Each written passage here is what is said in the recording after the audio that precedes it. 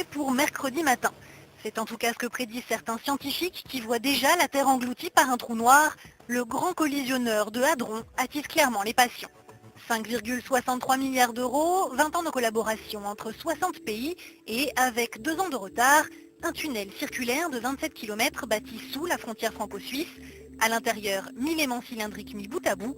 À terme, 2 faisceaux de protons se feront face. Les explosions engendrées par leur croisement à la vitesse de la lumière recréeront les conditions du Big Bang. À Genève, les physiciens du CERN, l'Organisation européenne pour la recherche nucléaire, espèrent que l'accélérateur de particules le plus puissant du monde livrera les secrets de l'univers, soit l'origine des planètes et des étoiles.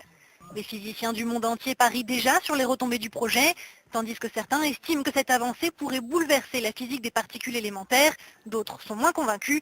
Stephen Hawking parie 100 $ que l'expérience ne permettra pas de trouver le Graal des atomes, connu sous le nom de particules de Dieu.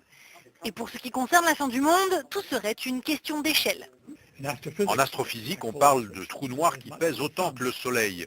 Ici, lorsqu'on crée une collision entre 2 particules, c'est comme une collision de moustiques. Ça créera des trous noirs minuscules avec autant d'énergie qu'un moustique.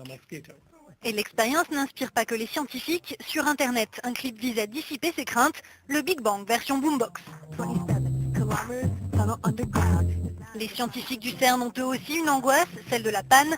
Avec 2000 circuits magnétiques dans la machine et donc autant de risques de court-circuit, le bon déroulement de l'opération serait en soi une réussite.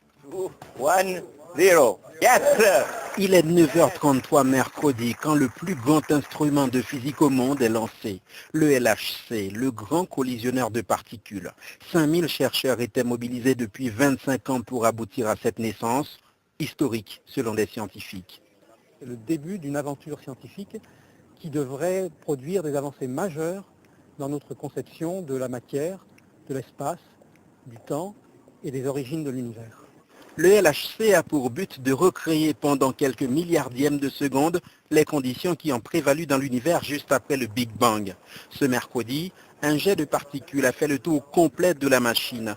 Un anneau de 27 km enfoui à 100 mètres sous terre de part et d'autre de la frontière franco-suisse. Le tout en moins d'une heure, une première et un sans faute pour l'instant. Nous avons introduit le premier jet et nous sommes parvenus à le faire circuler. Enfin, une fois ou deux. On a pu lui faire faire le tour de l'anneau et c'est absolument incroyable. Dans les prochains jours, les faisceaux seront progressivement accélérés, atteignant presque la vitesse de la lumière.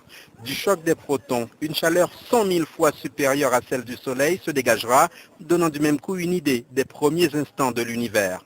Certains scientifiques redoutent que cette expérience n'aboutisse tout simplement à la fin du monde.